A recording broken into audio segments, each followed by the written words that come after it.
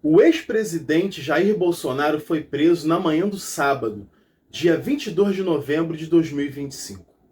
A ordem veio do então ministro Alexandre de Moraes, do Supremo Tribunal Federal. Sob as acusações de tentativa de violação da tornozeleira eletrônica que o Bolsonaro usa desde que foi posto em prisão domiciliar por descumprimento de medidas cautelares após a sua condenação no plano de golpe de Estado, arquitetado para que o atual presidente Lula não assumisse o poder em 2023. Mas esta não é apenas uma notícia sobre um indivíduo.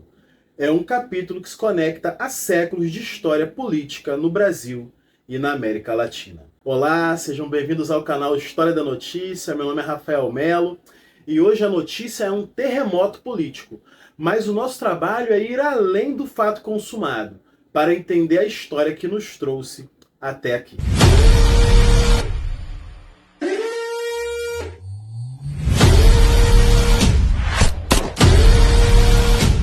Bom, pessoal, para a gente começar, a prisão de um ex-chefe de Estado no Brasil é um ato de peso monumental.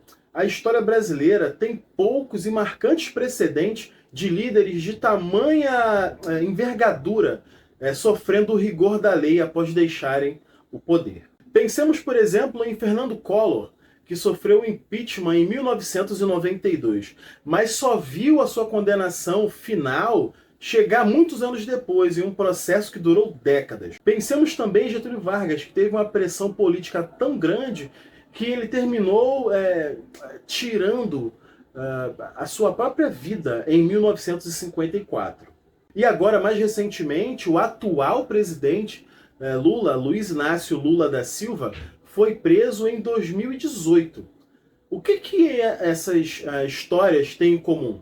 Será que elas demonstram uma lenta, dolorosa, mas perceptível evolução do Estado de Direito no país? A história mostra que o poder no Brasil costumava proteger seus grandes nomes.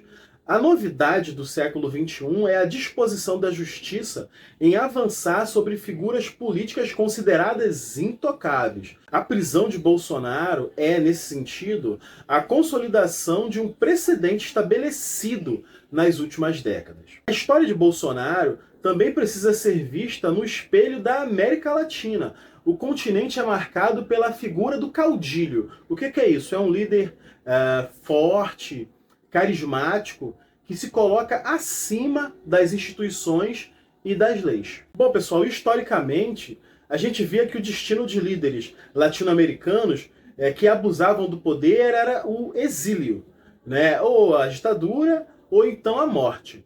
Mas nos últimos 20 anos, temos visto um fenômeno diferente, a prisão desses líderes.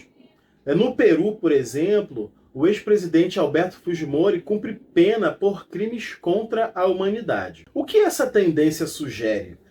Que o poder judicial das jovens democracias latinas está finalmente se desvencilhando da política e aplicando as leis de forma mais dura, independentemente da popularidade do político? A prisão de Bolsonaro não é um fato isolado, mas sim parte de uma onda histórica de responsabilização nessa nossa região. No caso brasileiro, o que está em jogo é o teste final da Constituição de 1988.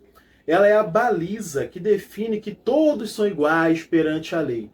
E cada prisão de um alto escalão, de alguém importante, reforça dolorosamente este princípio. Pessoal, aqui vale uma observação.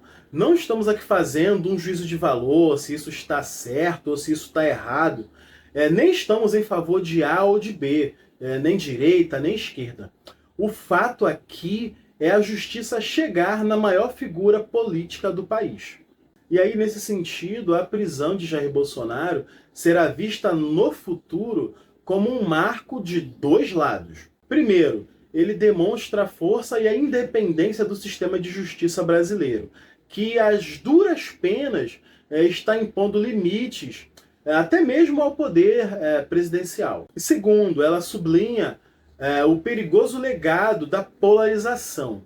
No Brasil, infelizmente, cada ato da justiça contra uma figura política de peso, como é Bolsonaro, é lido, é tido por uma parte, metade da população, como justiça, e pela outra parte, como uma perseguição. O real desafio histórico, a partir de agora, é garantir que o processo legal seja visto como legítimo por toda a sociedade, para que a busca pela justiça não se torne um combustível para a instabilidade política. Nós aqui, do História da Notícia, queremos que sejam bem avaliados e julgados todos os processos, contra qualquer pessoa ou qualquer grupo, quer sejam políticos ou não.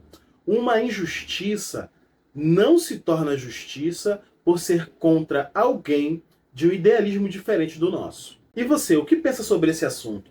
O que você acha da prisão de Jair Bolsonaro? O que você pensou na época da prisão do Lula?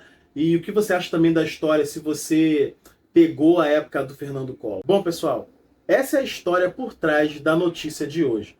Deixa aqui nos comentários o que você pensa sobre esse assunto. Se você quer entender como os eventos de hoje moldam o futuro, deixa aqui o seu like, inscreva-se no canal e toque no sininho para que outras notícias como essa cheguem até você. Até o próximo vídeo.